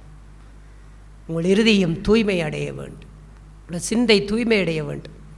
அதற்காக நீங்கள் போராட வேண்டும், அதற்காக நீங்கள் பலவந்தம் பண்ண வேண்டும். அந்த சந்தர்ப்பம், அந்த சூழ்நிலை, ஒவ்வொரு சந்தர்ப்பம் வரும் பொழுதும் பவுல் அப்போஸ்தலரை போல நிர்பந்தமான மனுஷன் எத்தனை பேர் அங்கலாய்க்கிறீர்கள்? நான் அங்கலாய்க்கின்றேன். என்னுடைய வாழ்விலே தினந்தோறும் நான் அங்கலாய்க்கின்றேன். என்னுடைய இழிவான சுபாவத்தை என்னுடைய பாத்திரத்தின் உட்புறத்திலே காண்கின்றேன். வெளிப்புறத்திலே என்னுடைய பாத்திரத்தின் வெளிப்புறத்தை நான் சுத்தமாக்குவதிலே இப்போதெல்லாம் நான் கவனமே செலுத்துவதில்லை. காரணம் ஏனென்றால், உட்புறம் சுத்தமானால் வெளிப்புறம் தானாகவே சுத்தமாகும். இந்த இருதயத்திலே பரிசுத்தத்தை வாஞ்சித்தால், சிந்தையிலே பரிசுத்தத்தை வாஞ்சித்தால் அது வெளியிலே சுத்தம் வரும், வெளி பாத்திரம் அது சுத்தமாகும். ஆகையால் இந்த குருடர்களைப் போல கொசுவை வடிகட்டி வாழுவதற்கு விரும்பாதீர்கள். ஒட்டகத்தை விழுங்குவதைப் போல வாழாதீர்கள். உங்களுடைய வாழ்விலே, இருதயத்திலே பாவம் செய்யாத வாழ்விலே வாழ்ந்து நல்ல வழிகாட்டியாக இருங்கள். பிள்ளைகளுக்கு நல்ல வழிகாட்டியாக இருங்கள். பிள்ளைகளுக்கு குருடரான வழிகாட்டிகளாய் போய்விடாதீர்கள். அவ்வாறான வாழ்வு நரகக்கினைக்கு கொண்டு போகும். ஆகையால் இந்த நாட்களிலே நாம் ஒவ்வொருவரும் இந்த வாழ்வை நாம் மிக சீரியஸாக எடுத்துக்கொள்ளுங்கள். இதை மிக ஒரு ஆபத்தான வாழ்வை போல உங்களுடைய வாழ்வு மாறிவிடாதபடிக்கு கவனம் கொள்ளுங்கள். உங்களுடைய இருதயத்திலே எப்படிப்பட்ட பாவமெல்லாம் இருக்கிறது என்பதை கூட உங்களால் பார்க்க முடியாத அளவுக்கு நீங்கள் சந்தோஷமாய் வாழுகின்ற குருடராய் இருந்து விடாதீர்கள். அப்படிப்பட்ட வாழ்விலே தேவன் நமக்கு நல்ல பார்வையை தர வேண்டும், நல்ல வெளிச்சத்தை தர வேண்டும். நாம் கொசுவை வடிகட்டுகின்றதைப் போல அங்கே வெளியிலே வாழ்வை சரி செய்ய முற்படாதீர். உங்களுடைய பார்வையெல்லாம் உள்ளத்துக்குள்ளே எத்தனை ஒட்டகங்களை விழுங்கி கொண்டிருக்கின்றேன், இருதயத்துக்குள்ளே எத்தனை ஒட்டகங்கள் இருந்து கொண்டிருக்கின்றது. பெரிய பாம்புகள் எல்லாம் குட்டி பாம்புகளாய் மாற்றிக்கொண்டு உள்ள இருதயத்துக்குள்ளே அந்த பாவத்தை எல்லாம் வைத்துக்கொண்டு குட்டிதானே குட்டிதானே குட்டிதானே என்று எத்தனை காலத்திற்கு வாழப்போகின்றீர்கள்? அது வளரும், அந்த குட்டி பாம்பு வளரும், வளர்ந்து சர்ப்பமாய் மாறும். அப்போது மத்தேயு 12ஆம் அதிகாரத்திலே ஆண்டவர் சொல்வதைப் போல் வெளியரங்கமாகாத ரகசியம் இல்லை, அறியப்பட்டு வெளிக்கு வராத மறைபொருள் இல்லை. இன்றைக்கு குட்டி பாம்பை போல மறைத்து மறைத்து இருதயத்திலே மறைத்து பாவத்தை செய்து செய்து கொண்டு இருந்தால் அந்த பாம்பு வளரும், சர்ப்பமாய் மாறும். இப்பொழுது அது வெளியரங்கமாகும். அந்த வெளியரங்கமாகும் பொழுது இவன் யார், இந்த சகோதரி யார், இவர்கள் சண்டை போடுகிறார்களே, ஏன் சண்டை போட்டார்கள் இந்த விசுவாசியோடு, இந்த மனுஷனோடு? ஏற்கனவே பகை இவருடைய இருதயத்திலே இருந்திருக்கு, ஏற்கனவே இவருடைய குறித்து கசப்பு இருந்திருக்கிறது. எல்லா காரியங்களும் தேவன் அறிவார். நம்மை தேவன் ஆராய்கின்றார், தேவன் சோதிக்கின்றார். எத்தனை இந்த கண், வாய், கை, கால் அத்தனை அவயங்களிலும் பாத்திரத்தின் உட்புறம் ஒருபோதும் அசுத்தமாய் மாறிவிடாதபடிக்கு நாள்தோறும் உங்களை நியாயம் தீர்த்து தேவனிடத்திலே சுத்தமாகும்படிக்கு போராடுங்கள். ஆண்டவரே, அந்த நல்ல கண் பார்வை எனக்கு தாரும், இந்த இருதயத்தை நான் பார்க்கக்கூடிய கண் பார்வையை தாரும். பாவத்தை என்னுடைய சிந்தையிலே மறைந்திருக்கக்கூடிய அந்த சிந்தையிலே பாவம் எழும்பும் போதே அதை பார்க்கக்கூடிய நல்ல கண் பார்வையை தாரும். இருதயத்திலே என்னென்ன அசுத்தங்கள் எல்லாம் இருக்கின்றது என்பதை நல்லா பார்க்கக்கூடிய கண் பார்வையை தாரும். நான் குருடனாக இருக்க வேண்டாம், நான் விரியம்பாம்பு குட்டியைப் போல பாவத்தை மறைத்து வைத்திருக்க வேண்டாம். எல்லாவற்றிலிருந்தும் நான் சுத்தமாக விரும்புகிறேன், பாத்திரத்தின் உட்புறத்தை சுத்தமாக விரும்புகின்றேன். யாரை குறித்தும் கசப்பு இருதயத்திலே இருக்கக்கூடாது, யாரையும் மனப்பூர்வமாய் மன்னித்து விடாத ஒரு வாழ்வு இருதயத்திலே இருக்கக்கூடாது. யாரை குறித்தும் விபச்சாரத்துக்குரிய சிந்தனைகள் இருதயத்திலே இருக்கக்கூடாது, சிந்தையிலே இருக்கக்கூடாது. பண ஆசை இருதயத்திலே இருக்கக்கூடாது, பொய்யினாவி இருதயத்திலே இருக்கக்கூடாது, கபடம் இருதயத்திலே இருக்கக்கூடாது. இருதயம் இருதயம் இருதயம் தூய்மை தூய்மை தூய்மை. இதை தூய்மையாக்க விரும்ப ஒருவன் ஆரம்பிக்கும் பொழுதுதான் நிர்பந்தமான மனுஷன் நான் அங்கலாய்ப்பான் தேவனுடைய சமூகத்தை. கர்த்தர் அந்த ஆவிக்குள்ளாய் நம்மை நடத்தி இயேசு கிறிஸ்துவனுடைய அந்த மெய்யான ஒளியிலே வழியிலே நடந்து செல்லும் ஆண்டவர் உதவி செய்வாராக. கர்த்தருடைய பரிசுத்த நாம் மையப்படுவதாக. நாட்களிலே பேசியதை போன்று இங்கே மறைக்கப்படக்கூடியான காரியங்கள் இல்லை. என்னுடைய கண்களுக்கு அங்கே அது தெரியக்கூடாதபடிக்கு இருக்கக்கூடிய காரியங்கள் இல்லை. இதயங்களிலே அதனை குற்றப்படுத்தாத காரியங்கள் அது அத்தனையுமே இன்றைய நாட்களிலே பேசியது போன்று ஒரு குருடனை போன்றான காரியங்களிலே அங்கே பார்க்கக்கூடியது ஒன்றுமே அவனுடைய கண்களிலே அது அங்கே பொருளாகவோ மனிதராகவோ அங்கே ஒன்றுமே அது தெரிவதில்லை போன்று அங்கே எப்படிப்பட்டான காரியங்கள் எல்லாம் அங்கே என்னுடைய இதயத்திலே அங்கே அது குருட்டுத்தனமான ஒரு இதயத்தை போன்றான காரியங்கள் அங்கே ஒரு பாவம் அங்கே அது பாவமாய் தெரியாத ஒரு குருடனை கொன்று வாழ்க்கையைத்தான் அங்கே வாழ முடியுங்கிறான அந்த காரியங்கள் இந்த நாட்களில் பேசிய வார்த்தைகள் அதிகமாக எங்கே இனி உற்சாகப்படுத்தியது. தேவ சமூகத்திலே வாழக்கூடியான என்னுடைய ஜீவத்தின் வாழ்க்கை இன்றைக்கு இருதயம் என்கிறான மறைந்திருக்கக்கூடியான இதயத்திலே நான் செய்யக்கூடிய அத்தனை காரியங்களுமே என் இதயத்துக்குள்ளே அதங்கே மறைக்கப்பட்டு எந்த மனுஷனும் அங்கே நான் செய்யக்கூடிய காரியங்களை காணக்கூடாதபடிக்கு எல்லாமே மறைந்திருக்கக்கூடியான அந்த காரியங்கள். ஆனால் இந்த இதயத்தை காணக்கூடிய என்னுடைய தேவன், அவர் ஆராய்ந்து அறிகிற என்னுடைய தேவன் இன்றைக்கு என்னுடைய இதயம் என்னை குற்றவாளியாய் தீர்க்கும்படியாய் தேவன் காண்பிக்கக்கூடியான அந்த தேவனுடைய சமூகத்திலே இன்றைக்கு நான் போய் நிற்கும்போது தான் என்னுடைய கண்கள் அங்கே திறக்கப்படக்கூடியான அந்த வெளிச்சத்தை காணக்கூடியான அங்கே நிர்பந்தமான மனுஷன் நான் அறியக்கூடியான அந்த உணர்வை பெறக்கூடியான நிலை அங்கே உருவாகக்கூடியதாக இருக்கிறது. இந்த நாட்களில் பேசிய அந்த வார்த்தையில் என்னுடைய ஜீவிதத்திலும் அப்பேற்பட்டான குருட்டுத்தனமான காரியங்கள், குருடனை போன்ற காரியங்கள் என்னுடைய இதயத்தில் அங்கே இருக்கக்கூடியான காரியம், குட்டி பாம்பை போன்று இருக்கக்கூடியான காரியங்கள் எனக்குள்ளே அங்கே மறைந்திருக்கக்கூடியான காரியங்களை தேவன் பரிசுத்தாவே அந்த காலவெளியில் காண்பித்தார். தேவனை ஸ்தோத்திரிக்கிறேன். கர்த்தருடைய சமூகத்துக்கு முன்பாய் காணப்படக்கூடியான வெளியரங்கமாய் தேவனுடைய சமூகத்திலே காணப்படக்கூடியான இந்த உள்புறமாய் இருக்கக்கூடியான உள்ளான இதயம் கர்த்தருடைய சமூகத்தில் அது பரிசுத்தமாக்கப்பட்டதாய் தேவனுடைய பார்வையிலே தூய்மை உள்ளதாய் எப்பொழுதும் தேவனை காண்கிறான அப்பேற்பட உணர்வுள்ள ஆவியுடையவனாய் தேவ சமூகத்திலே வளரும்படியாய் பரிசுத்த ஆவியானவர் தாமே வரக்கூடிய காலங்களிலும் அவருடைய கிருபையையும் பரிசுத்த ஆவியினுடைய வெளிச்சத்தையும் அப்பேற்படான வல்லமையும் நல்ல ஒரு சுத்த பார்வையும் தேவன் தந்து நடத்துவான்னு சொல்லி விசுவாசத்தை அறிக்கை செய்யணும். ஆவியானவர் சபையிலே அந்தரங்க ஈவத்தினுடைய குருட்டுத்தன்மைகளை காணும்படியான அந்த வார்த்தையை அவர் பேசினார். அதற்காக நான் தேவனை அதிகமாக ஸ்தோத்தரிக்கிறேன். அங்கே பவுலப்போஸ்தலர் அவர் எவ்வளவோ காரியங்களை அவர் வெளியரங்கமாய் கண்டு உள்ள அந்தரங்கத்திலே செய்தவராக இருந்தும் அவர் தன்னுடைய அந்தரங்க ஜீவியத்தினுடைய பாவக்கரைகளை அவர் கண்டு தன்னை நிர்பந்தமான மனிதன் என்று சொன்னார். என்னுடைய உள்ளான மனுஷனை நான் நாள்தோறும் கழுவும் போதுதான் எனக்குள்ளே இருக்கிற அந்த அந்தரங்க ஜீவியத்தினுடைய அந்த குருட்டுத்தன்மை அது என் கண்களுக்கு வெளியரங்கமாய் தெரிகிறது. அதை நான் கடந்த நாட்களிலே நான் கண்டிருக்கிறேன், அறிந்திருக்கிறேன். ஆவியானவர் சபையிலே மறுபடியும் அதை என்னை பேசுகிறார் என்றால் நான் இன்னும் அந்த நிர்பந்தமான மனுஷனாகவே இருக்கிறேன் என்பதுதான் அர்த்தம். நான் மனம் திரும்ப விரும்புகிறேன். நான் வெளியரங்கத்தில் அல்ல, அது தானாக சுத்தமாகிற ஒரு பகுதி. உள்ளான மனிதன் தூய்மை அடையவே நான் விரும்புகிறேன். நிச்சயம் கர்த்தர் உதவிசுவான், நம்புகிறேன், விசுவாசிக்கிறேன்.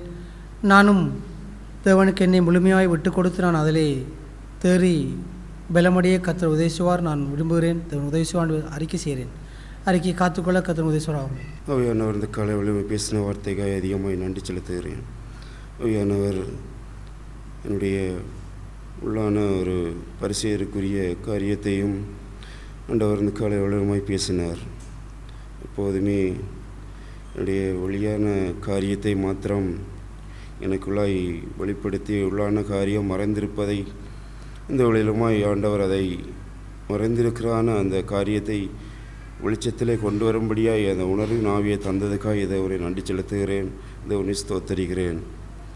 எப்போதும் அவருடைய கிருபையும் இரக்கமும் இந்த நாளுமே சூழ்ந்து கொண்டு அவருடைய சமூகத்திலே உட்காரும் போதெல்லாம் அவருக்குண்டான எல்லா சரீரத்திலே உண்டான எல்லா பாவமான காரியங்கள், தேவனுக்கு பிரியமில்லாத காரியங்கள் அதை உணர்வடையும்படி அந்த சூழ்நிலையிலிருந்து வெளியே வரும்படியும் ஆவியானவர் எந்த சூழ்நிலைக்குள்ளாய் கொண்டு வர வேண்டுமோ அந்த சூழ்நிலைக்குள்ளாய் அனுமதிக்கும்போது அதை சரியான முறையில் நான் சரியாக செயல்படும்போது உண்மையாய் தேவனுக்குள்ளான இருதயம் எப்போதுமே அதை சுத்திகரித்து தேவனுக்கு முன்பாய் உண்மையும் உத்தமமாய் வாழ்ந்து அவருடைய சமூகத்திலே நேர்மையாய் வாழ முடியும் என்பதை ஆவியானவர் காலை வலிமை பேசினார்.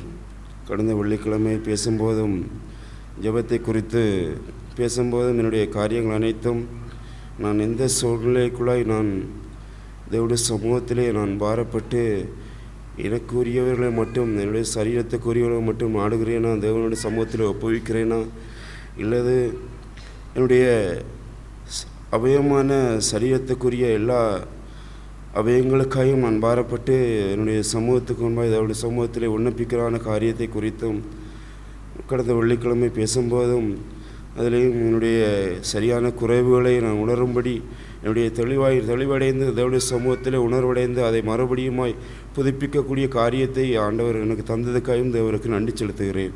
எப்போதும் என்னுடைய ஜீவியம் முழுவதும் தேவன் எதையெல்லாம் அவர் முன்குறித்து அழைத்திருக்கிறாரோ அதை நன்மைக்கு எதுவாக நடத்தி எந்த சூழ்நிலையிலும் அவர் கடந்து சென்று என்னுடைய ஆத்மா எப்போதுமே தூய்மையாக இருந்து சரீரம் முழுவதும் தேவனுக்கு தூய்மையாய் பரிசேறக்கூடிய காரியங்களாக என்னுடைய சரீரத்தில் எந்த சூழ்நிலையிலும் நான் வாழ வேண்டிய வாழ்க்கை, மாய்மாலமான வாழ்க்கை, வெளியரங்கமான வாழ்க்கை எல்லாவற்றையுமே அதை நான் ஒழித்து எந்த சூழ்நிலையும் இந்த உள்ளான இருதயத்தை, சுத்தமான இருதயத்தை என் கண்கள் திறக்கப்பட்டு தேவனோடு கொண்டான என்னுடைய காரியத்தை புதுப்பித்து தேவனுக்குள்ளாய் எப்போது நேர்மையை உண்மையாக வாழ்ந்து எனக்குள்ளாய் இருந்த எல்லா சின்ன சின்ன காரியங்கள், சின்ன சின்ன பாம்பான காரியங்கள் அனைத்தையும் இனங்கண்டு அதை முற்றிலுமாய் என் தேவனுடைய சமூகத்திலே நான் ஒப்பு கொடுத்து அதை சரி செய்து தேவனுக்கென்று அர்ப்பணித்து முழுவதுமாய் தேவனுக்கென்று சமர்ப்பித்து வாழ ஆவியானவர் தாமே கடந்த வரப்போ நாட்களிலும் உதவி செய்வாண்டு சபையில் அறிக்கையிடுறேன்.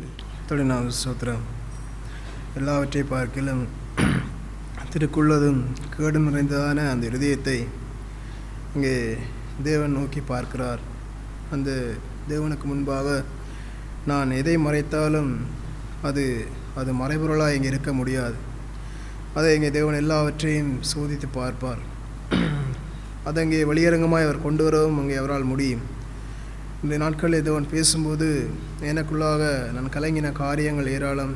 என்னை நான் தாழ்மைப்படுத்தி உடைய சமூகத்தில் என்னை ஒப்பு கொடுத்ததான அந்த நேரங்கள், இங்கே ஒட்டகத்தை போன்றதான பெரிதான காரியங்களை என் இருதயத்திலே நான் மறைத்து வைக்கிறவனும், இங்கே கொசுவை போன்றதான வடிகட்டுறதான அந்த காரியங்களை வெளியரங்கமாய் வைத்து வாழுகிறவனுமான என்னுடைய உள்ளத்திலே இந்த நாட்களில் தேவன் என்னை கடிந்து பேசினதெல்லாம், இங்கே நான் குருடனுக்கு குருடன் வழிகாட்டுகிற அந்த ஆவியிலே நான் நடந்து வாழ்கிறேனா அல்லது அங்கே என் உட்புறம் முதலாவது சுத்தமாக இருக்க, அங்கே என் வெளிப்புறம் அங்கே உட்புறம் அசுத்தமாக இருக்க, வெளிப்புறம் சுத்தமாக இருக்கிற அந்த காரியங்களை குறித்து அவர் நாட்களோடு பேசினார். நானும் மறந்திருக்கக்கூடியான அந்த ஆவியிலே நான் அங்கே தேவனால் கடிந்து கொள்ளப்பட்டதான அந்த சூழ்நிலை எச்சரிக்கப்பட்டேன். நான் முதலாவது என் உட்புறத்தை அங்கே சுத்தமாக வைத்திருக்கும் போது மட்டுமே என் வெளிப்புறம் அது தூய்மையாக இருக்க முடியும்.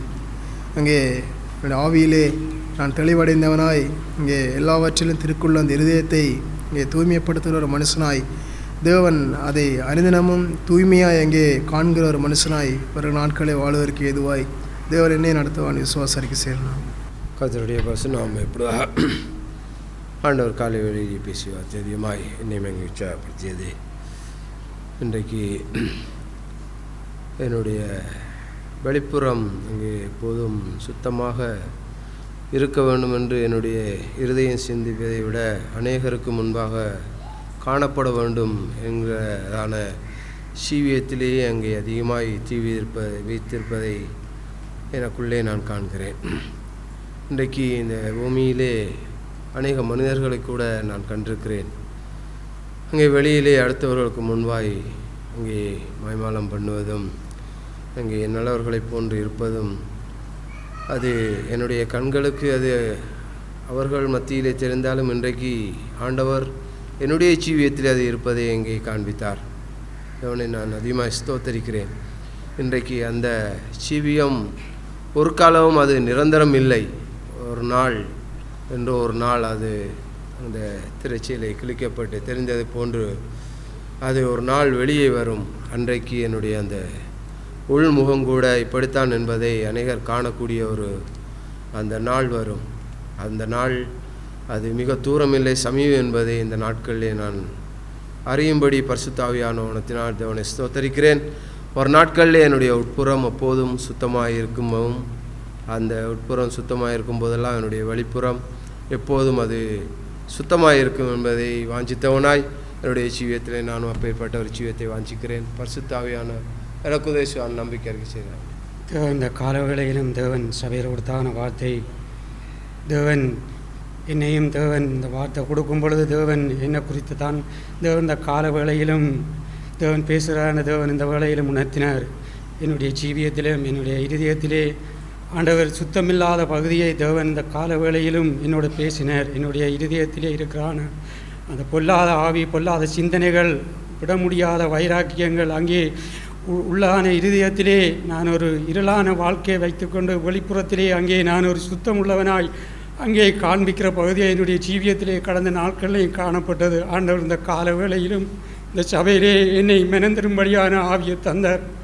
அதுக்காக நான் அதிகமாக ஸ்தோத்திரிக்கிறேன்.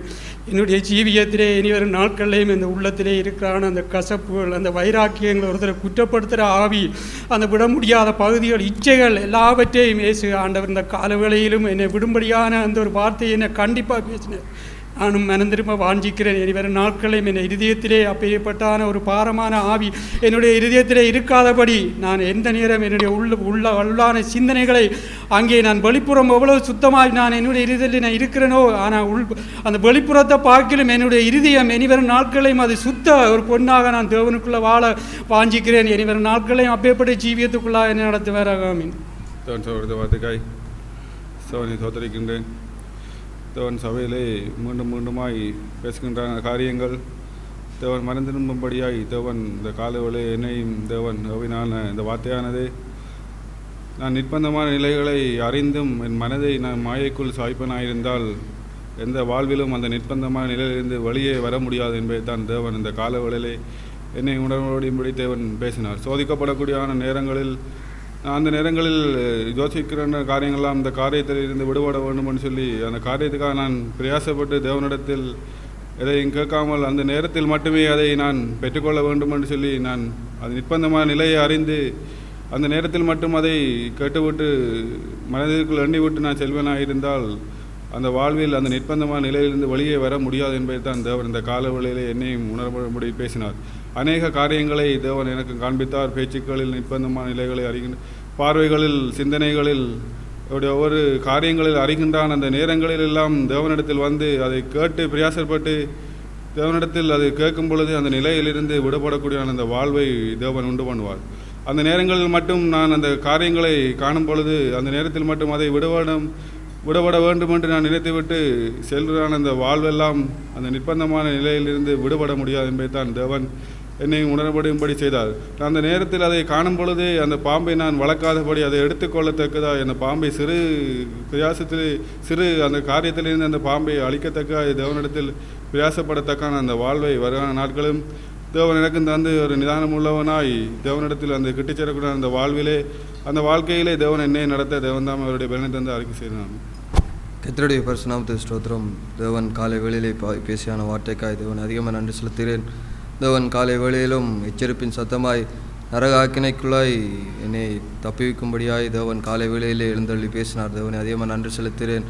இன்றைக்கு என்னுடைய ஜீவியத்திலே என்னுடைய உள்ள அந்தரங்கமான ஜீவியம் தேவன் இன்றைக்கு காண்பித்தான அந்த காரியமெல்லாம் இன்றைக்கு அந்த அந்தரங்கமான என்னுடைய வாழ்க்கையிலே வெளியரங்கமான அந்த வாழ்க்கை அப்பேற்பட்டான அந்த வாழ்க்கையிலே எதை நான் அங்கே முதலில் தேடுகிறான ஒரு மனுஷனாக நிற்கிறேன். என்னுடைய வெளியரங்கமான வாழ்விலே நான் அங்கே நீதிமானாய் அங்கே காண்பிக்கிறான ஒரு மனுஷனாக நிற்கிறேன், அல்லது தேவனுக்கு முன்பதாக என்னுடைய இருதயத்திலே சுத்தமுள்ளான ஒரு மனுஷனாய் என்னை நானே அங்கே சோதித்து பார்த்து வாழ்ந்து கொண்டு இருக்கிறான ஒரு மனுஷனாக நிற்கிறேனா என்றான காரியங்களை குறித்து பரிசுத்தாயானவர் காலை வேளையில் இடைப்பட்டு பேசினார். தேவனை அதிகமாக நன்றி செலுத்துகிறேன். இன்றைக்கு நியாயப்பிரமாணம் என்றான அந்த வாழ்க்கையெல்லாம் இங்கே மனுஷனுக்கு முன்பாக என்னை நானே நீதிமானாய் காண்பிக்கத்தக்கதுக்கு ஏதுவான ஒரு வாழ்வைத்தான் தேவன் காலை வேளையிலே காண்பித்தார். ஆனால் ஆவியின் பிரமாணம் என்றான அந்த வாழ்வு அது தேவனுக்கு முன்பாக என்னை நீதிமானாய் அங்கே மாற்றிவிட முடியும். அந்த வாழ்வு தான் அங்கே என்னுடைய பாவமான வாழ்வை குறித்து அங்கே அந்த வாழ்விலே எனக்கு விடுதலையை பெற்றுத்தரக்கூடியான ஒரு வாழ்வாய் அங்கே மாறிவிட முடியும் என்றான காரியங்களை பரிசுத்த தாயானவர் காலை வேளையில் என்னோடு இடைப்பட்டு பேசினார். தேவனை அதிகமாக நன்றி செலுத்துகிறேன். இன்றைக்கு இருதயத்திலே சுத்தமுள்ளவர்கள் தேவனை தரிசிப்பார்கள் என்றான அந்த வார்த்தையை போல இன்றைக்கு என்னுடைய இருதயத்திலே நான் எந்தளவு சுத்தமுள்ளான ஒரு மனுஷனாய் அங்கே என்னுடைய இருதயத்தை நான் அங்கே நோக்கி பார்க்கிறதான ஒரு மனுஷனாய் தேவனுக்கு முன்பாக ஒரு சுத்தமுள்ள ஒரு மனுஷனாய் நிற்கிறேன். தேவனுக்கு எந்தளவாய் நான் பயந்து வாழுகிறேன். தேவன் என்னை எல்லா சூழ்நிலையும் காண்கின்றார் என்றான் அந்த பயம் என்னுடைய இருதயத்திலே இப்பொழுது எல்லா சூழ்நிலையும் அங்கே நிறைந்திருக்கிறதா என்றான அந்த காரியங்களை குறித்து பரிசுத்த காலை வேளையில் இடைப்பட்டு பேசினார். தேவனை அதிகமாக நன்றி செலுத்துகிறேன். இன்றைக்கு என்னை நானே சோதித்து பார்க்கிறதான அந்த வாழ்விலே நான் முதலாய் என்னுடைய இருதயத்தை என்னுடைய உள்ளார்ந்த மனிதனை அங்கே உள்புறமான காரியங்களை நான் அங்கே சோதித்து பார்க்க விரும்புகிறேன். வெளிப்படையான காரியங்கள் எல்லாம் அது தானாகவே அங்கே மாறிவிட முடியும் என்றான அந்த காரியங்களை பரிசுத்தாவியானவர் கற்றுத்தந்தார். தேவனை அதிகமாக நன்றி செலுத்துகிறேன். என்னுடைய வாழ்க்கையிலும் நானும் ஜாக்கிரதையும் கவனம் உள்ளவனாய் இந்த நரக ஆக்கினைக்கு உள்ளாக நானும் அகப்படுகிறான ஒரு மனுஷனாய் நின்று விடாதபடிக்கு அதிலிருந்து தப்பித்து கொள்ளத்தக்கதுக்கு ஏதுவாய் தேவனுக்கு முன்பாக எப்பொழுதுமே ஒரு சுமுத்திரையான திராசாய் கற்களாய் அங்கே நின்று தேவனுடைய நாமத்தை மயப்படுத்த தேவன் வருகிற நாட்களில் என்னை நடத்துவாண்டு விசுவாசிக்கிறேன். நாம் எங்களை நேசிக்கிற எங்கள் பரலோக பிதாவே, நாங்கள் உம்முடைய ராஜ்யத்துக்குரிய ஜனங்களாய் ஆண்டவரே இந்த பூமியிலே எப்போதும் உம்முடைய வெளிச்சம் பெற்று எங்கள் கண்கள் எப்பொழுதும் தெளிவடைந்து நாங்கள் குருடராய் போய்விடாதபடிக்கு ஆண்டவரே பாத்திரத்தின் உட்புறத்தை எப்போதும் சுத்தம் செய்கின்ற ஆண்டவரே இந்த வாழ்வை எங்களுக்கு அனுதினம் தந்தரலும். ஆண்டவரே எங்கள் இருதயத்திலே இதோ தீட்டுப்படுத்தக்கூடிய அசுத்தங்கள் எல்லாவற்றையும் நாங்கள் ஆராய்ந்து சோதித்து நம்முடைய வெளிச்சத்திலே அவைகளை நியாயம் தீர்த்து ஆண்டவரே உமக்கு முன்பாய் தூய்மை உள்ளவர்களாய் மாறத்தக்கதாய் நாங்கள் கொசுவை வடிகட்டி ஒட்டகத்தை விழுங்குகிறவர்களாய் இருக்காதபடிக்கு ஆண்டவரே இதோ நாங்கள் எல்லாவற்றிலும் உமக்கு முன்பாய் உண்மை உள்ள ஜனங்களாய் நாங்கள் வெளியரங்கத்திலும் அந்தரங்கத்திலும் உமக்கு உண்மை உள்ள ஜனங்களாய் வாழ்ந்து உம்முடைய நாமத்தை மகிமைப்படுத்த எங்களுக்கு உதவி செய்தருளும். உடைய நிர்பந்தமான நிலைகளிலெல்லாம் எங்களை விடுதலையாக்கத்தக்கதாய் கர்த்தர் எங்களை ஆசீர்வதியும். இயேசு கிறிஸ்து நாமத்தில் பிதாவே.